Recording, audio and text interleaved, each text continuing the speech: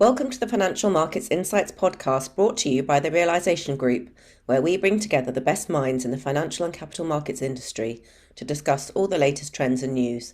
I'm your host, Helen Disney. In this episode, we'll be discussing the challenges of scaling blockchains, why the Ethereum network is struggling to cope with the explosion in demand for DeFi, NFT and gaming, and what is being done to address the challenges of bigger silos and lack of interoperability between blockchain solutions. So morning, Shyam. I'm here today with Shyam Duraiswami from the deep tech company QPQ, and we're going to be talking about the challenges of scaling blockchains, which is a huge issue and one that's been around since I think the very beginning of this technology is how do we take it mainstream and how do we speed things up. So maybe we can start, Shyam, with you just giving a bit of a background and introduction to yourself and how you got involved with QPQ. Yeah, thanks, Helen, for having us. I've been at QPQ for a year now as Chief Strategy Officer. In my past life, I spent 15 years at IBM as a technical sales leader. There, I had a lot of exposure to building complex systems, designing them, building them. And over the last 5 years, mainly on the IoT side, worked with the transition from products and services being more physical to completely digital. And there, basically things are, if you think about the business models already that are coming in and the business models of the future, they are, it's things like selling a small amount of services in a very contextual way. That, for example, that would be mobility as a service. When you go for your Uber ride, the price changes all the time. It's buying and selling energy, buying and selling data, or using data to do pricing, etc.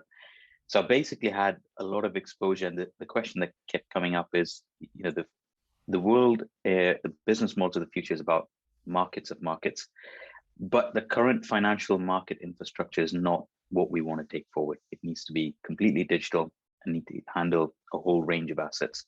And this is where I started to look at how do we do this, and I had a chance to work with QPQ, and there's something I think we've got some very good answers, and therefore I made the jump. Yeah, I mean, I think that's so interesting, this shift that blockchain and DLT, even the concept of a sort of decentralized network is bringing about is the idea that we can kind of change the substrate of how we operate in terms of, as you say, the transactions, the speed, the sort of interoperability and the frictionlessness of our transactions and our business activities or our personal activities online. So I'm really interested because, over the last 18 months, we've had a kind of real explosion in different applications of blockchain. Obviously, there's been the growth of decentralized finance, which is known as DeFi. There's non-fungible tokens, NFTs, and there's gaming. And all of those are opportunities for people to kind of enter into the market and get involved in different ways. Do you think with all those different categories and users, the space is now more ready for mass adoption? And do you think the sort of payment infrastructure and the core financial system is ready for that?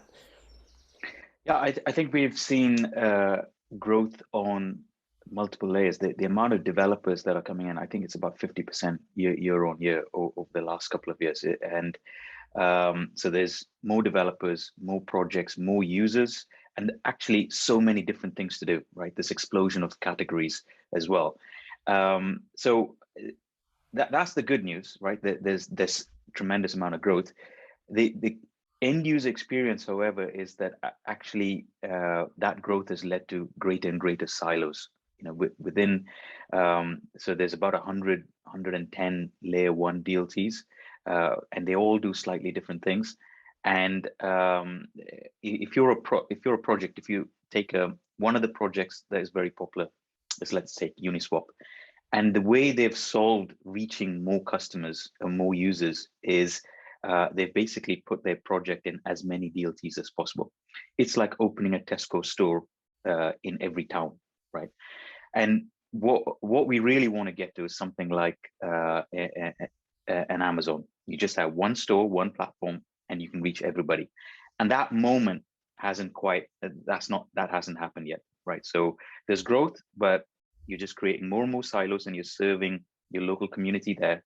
And from an end user perspective, they can't go to all the places that they want to go very quickly. But there's a lot of friction in that process. So we industry now needs to deal with this new challenge of dealing with this new growth and solving the next phase of problems. Yeah, I mean, it's interesting, isn't it? Because, there was initially the Bitcoin blockchain and then Ethereum came along with its smart contract functionality. And now we've got so many different blockchains, all with slightly different purposes and different, options and functionalities. And I suppose, the vast majority of the use cases that I mentioned, most of the DeFi activity, NFT platforms, gaming is all being built on Ethereum and it still remains very popular. But we know it gets congested and blocked up when there's too many people trying to do too many things. So, how far have we got with Ethereum scaling? What are the options? Because different scaling proposals have been made multiple times, certainly over the last, 8 years or so since I've been following the blockchain world. So do you still think that Ethereum is seen as the sort of master blockchain of the future? Yeah, the developers and the projects that have come in, they have stuck to Ethereum, right? There is a belief that this problem will be solved in the near future, but the reality is, as you alluded to, they've been waiting a really long time. So two things have happened. One is the Ethereum mainnet themselves. Vitalik said in 2016, look, we need to transition, we need to scale, but that was like 5-6 years ago, and only this year, and it's even going to be delayed now. They're going to move to proof of stake, but proof of stake is going to keep the end user experience the same. You're still waiting 20 minutes for finality, and you're still paying more or less the same gas fees. So nothing's changed. There are other solutions like sharding, which will make things a bit faster. That won't even be out until 2023. And based on past record, it could be a lot later as well. And further to that, that is just one, it will have its own limits as well. So you have this track of can Ethereum mainnet scale, and it hasn't, and they're trying, right? And therefore, around it, there's been a lot of activity as well. So we've got other EVM chains like Avalanche and Avalanche, Polygon, and Phantom, and many others who are trying different approaches to take EVM but make it faster. So you have some of them, and they are better as well. Then you have layer two solutions who are trying to solve scaling as well. Now, so there are multiple attempts at scaling, but in general, the way you can look at it is they all hit some type of threshold. And we are only at maybe 20 million users right now. And if we get to the next threshold at, let's say, 100 million users and more use cases there, then we're going to hit that threshold and we're going to struggle again.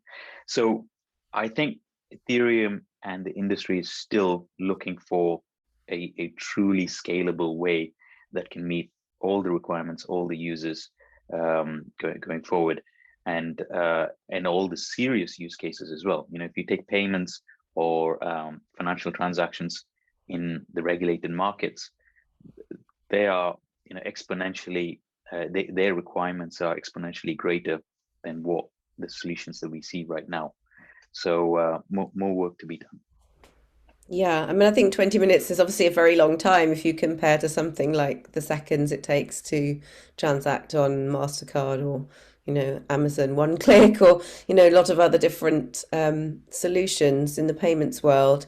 And I suppose the other question is this issue of silos, going back to that. I mean, in a way, what we're doing in the digital world is sort of replicating the problems of traditional finance. As you mentioned, we've got kind of more silos, those silos are getting bigger. And then we've also got this issue of interoperability. If you've got so many different blockchains, how do they all talk to each other? So, what type of solutions do you think are out there and emerging for that? So because there's been this explosion of blockchains, people have started to attempt interoperability in a couple of different ways. The most popular example would be bridges.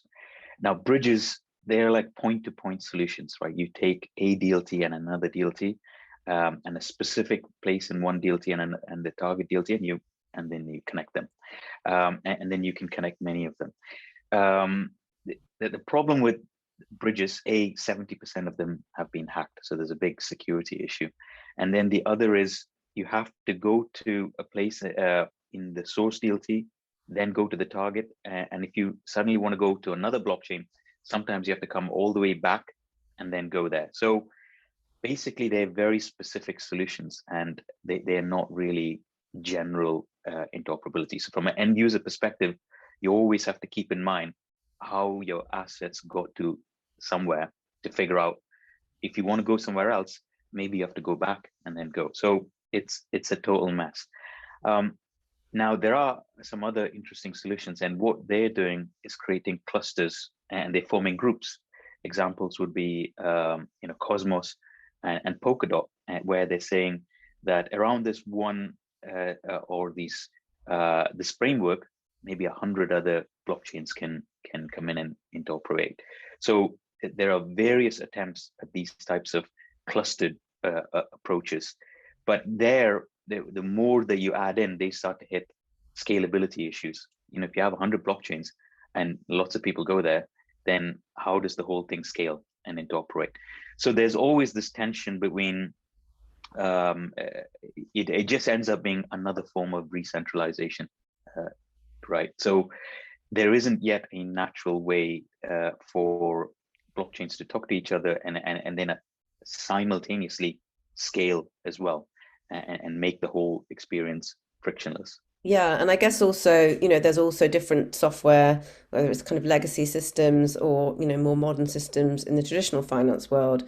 How do those interact? Because more and more traditional finance wants to get exposure to digital assets, and perhaps, some of the high yields you're seeing in DeFi, but, they're regulated companies. So how do they link in as well? I guess that's another aspect. Yeah, the regulated perimeter, they are that comes in on top. So projects are dedicated projects for, you can call them like KYC DeFi projects are coming along. So you have Uniswap, which is like a general purpose protocol for it's uncensored, if you like, or it's permissionless. Anyone can come in and use it. And then there is another version of Uniswap where it's only KYC people that come in. So they're using things like whitelisting and so on to come in. The challenge that they have in this context is as more and more projects pop up in more and more places, how do you move your assets around very efficiently, right? So there are pockets of regulated places that people can go to, institutions can go to. However, they're not able to move around in a frictionless way. So the way industry's been solving it right now is they're building these exchanges in what you call CeFi or in traditional finance. So if you went to the existing custodians, they try to offer you all your solutions right there on their infrastructure so that you don't have to go on chain. And therefore the whole thing ends up being, you're trading blockchain tokens, but you're trading it off chain. You're trading it, you can even call it off exchange. You're trading it in another venue. Yeah, so So people are kind of switching between a centralized and a decentralized model in order yeah, to somehow patch up these gaps that exist. So, I mean, I think that's really interesting. And you've obviously, as a company, QPQ, recently come out of stealth mode. And when we talk about deep tech company, that really means companies that work on very thorny, difficult technical issues. So, can you tell us a bit more about the company and what its intentions are? Because it sounds like what we've already talked about certainly provides an opportunity to fix some very difficult technical issues that we have today in blockchain. yeah, we've been in R&D mode for about 5 years because these problems are really hard, and this is the first year we're coming out to really commercialize, and we've had to rebuild things multiple times and make sure we get it right. The first products that we're coming out with is to solve the network side of all the problems that we just spoke through. How do you get scalability? How do you get interoperability? And then how do you provide the tooling for people to build projects as well? And then at a later stage, we will build for the regulated perimeter around custody, around exchanges, and so on. So yeah, we're excited to bring these solutions to market. Now, the main, our philosophy is use the strengths of different DLTs and different products and take a more synergistic approach. and it's all we call it like a layer zero approach. So we're not competing with the existing blockchains, but we help them harness their strengths to achieve scalability. An example of that is, why do we talk about, or why do people only have scalability in one place? If we can aggregate all the different fast, cheap, secure, scalable solutions, blockchains that are out there, and we can route users to wherever they want. So and therefore, the faster blockchains there are, the more capacity you have, and you can route people to all the least congested places. And therefore, from an end user perspective, you don't have to worry about scalability anymore, right? So it's a modular approach, and in a similar way, you don't have to code in just Ethereum and stay in Ethereum. You code in the language that you want. Maybe it's Solidity and you like the EVM chain, but how can then your project be available to all the users in all of the blockchains, right? And therefore, you don't have to drop your project in multiple places. You just build it once, and it's available to everybody. So we take this. It's a bit orthogonal. We take this synergistic, future-proof approach, and we believe it's ready to release it into the wild and people to use it. So yeah, it'll be available in alpha in a few months. In May, and then in beta in the middle of the summer. So this is your solution that you're calling one-click DLT, which I guess brings us back to the Amazon analogy, is that we don't want all these different shops or shop fronts. We want one marketplace where we can shop around. So you've mentioned some of them already, but what are the specific benefits of Yeah. one-click DLT for the challenges that we've been talking about? So our thesis is that if we make blockchains as fast and secure as the current user experience, so websites load in 2 seconds, you can make your payment in 5 seconds. So if blockchains can go from being 20 minutes, 10 minutes down to actually 5 seconds, we believe there'll be an explosion of people wanting to build their projects there. They're on payments or gaming or all kinds of things. So the first thing, if that is there, then what we should provide is the tooling to build your project. So one-click DLT is, within a single click, you'll be able to stand up your own blockchain, your own DLT. And that is integrated to the public blockchains.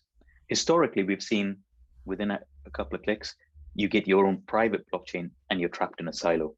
So the alternative is we provide a one-click DLT that is already integrated through the layer zero solution to all the blockchains out there. And therefore, all of those users and all of the services that are there, you can build solutions that interact with them.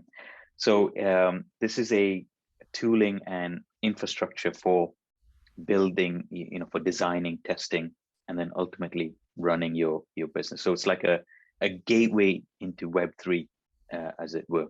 And it's That's exactly the targeting. word I was just going to use. I was going to say it sounds like a gateway, and I can imagine it's a very attractive proposition for a lot of developers who are struggling to solve these types of problems. So you mentioned the alpha release is going to be in May. In the meantime, how can people find out more if they want to know more at this stage? Yeah, so we invite people to come to our website, qpq.io, and sign up for the alpha, sign up for the beta. In the alpha, that we've had interest from people who want to use fast consensus. So we've got people who want to do thousands of transactions per day, and they want those transactions to be done on a public blockchain. So we've got many financial and non-financial use cases that are going to use one-click DLT in the alpha product to access public DLTs or consensus on public DLTs. And in beta, we'll have bridging as well. And therefore, then you get scalability and you get interoperability. And so again, if you're in the alpha, you get to go on to the beta, or you can join in the beta. And then in September, we're ready to support in a production setting. Once beta is over, you can operate your business in a reliable way. We'll have very good SLAs, and you can transition your projects there and you're ready to go.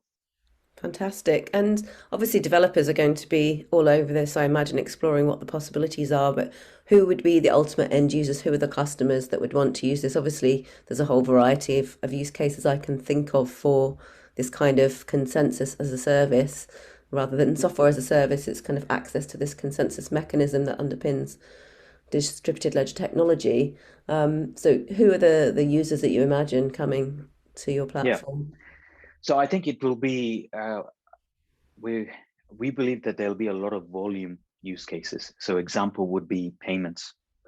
This is so crypto payments and replacement of traditional payment rails hasn't happened yet, and it was back to how do you make it fast and secure, and so on. That would be one of the major use cases. Others would be gaming and so on. So what we expect would be that um, payment use cases and others would want to come in, build here, manage their assets here on using one-click DLT, and then they'll be able to secure pricing and secure transaction capacity, so that if they because their business is probably predictable, they don't have to worry about the variable gas fees that you have on Ethereum and many other blockchains, right? What we offer on the transaction side is you can those volume players can say how much capacity that they want, and they can based on their requirements they can secure a price, and that price will be based on market demand as well, but they'll be able to get predictability, and ultimately all of that translates to, as an end user perspective, maybe payment costs are actually going to be lower than the costs that you see right now, and also finality will be achieved a lot more quicker as well. So it's a win in terms of a compelling and competitive business differentiation. So that's why projects should move there. And then from an end user perspective, they are operating on faster, cheaper rails. So it should be a frictionless experience. Um, Things like micropayments, if you're on websites and you want to do small micropayments, there's a lot of friction in that process right now. It's expensive. There's one of the projects in the alpha, they are they actually need to pay people 20 pence for every time a bottle is recycled, for example, or a can of Coke is recycled. They want to pay the teenagers that have put it into the recycling center. They want to pay them 20 pence. The problem is that if they use a traditional rail, they also have you have to pay the 10p, or there's a minimum fee that you have to pay. So it makes no economic sense to pay 20 pence and then pay a small 10 pence per transaction. So Yeah, what I they think cut. this has always been the issue, hasn't it, with micropayments, that the credit card commission charges or payment processing charges wipe out the economic Exactly. rationale behind micropayments. And obviously, speed is the other aspect, that you're not going to want to wait 20 minutes to receive 20 pence. So I think micropayments is probably one of the biggest challenges still for DLT. Yeah, and in their use case, it's school kids. They don't want batching of these transactions and then payments to happen in the middle of the night. They want their 20 pence then and there, so that if they've recycled a few things, then they want as quickly as possible to get their £1 or £2 or whatever it is, so that they can go and spend it somewhere, right? Maybe buy a Enough for a bar of bag of chocolate or chips. something. Exactly. So it was something we didn't anticipate, but it's great that and the great thing is it's not trading, it's not classic crypto, right? This is something totally different, but it's a just to give you a sense, we're talking about millions of transactions per day where they want to facilitate this, right? Yeah, It's and a high volume incentivizing business. people to be green and to recycle is obviously a fantastic thing to do. So it sounds like there's a huge amount of different options, just in the same way you're providing a marketplace to access different DLT solutions, there's a whole marketplace of different use cases that you're going to be pulling together on the platform. So I'm very excited to see what happens as QPQ launches out into the market. Wishing everybody the best of luck with the project. And it was great talking to you today, Shyam. And I hope we'll stay in touch and that people will come to qpq.io to find out the next steps. Thanks, Helen. Talk to you next time.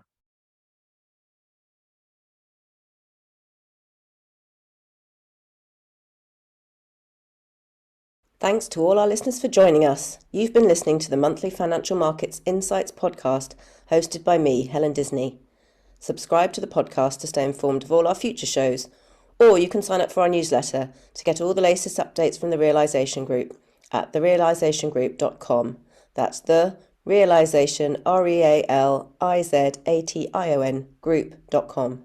See you next time for more Financial Markets Insights.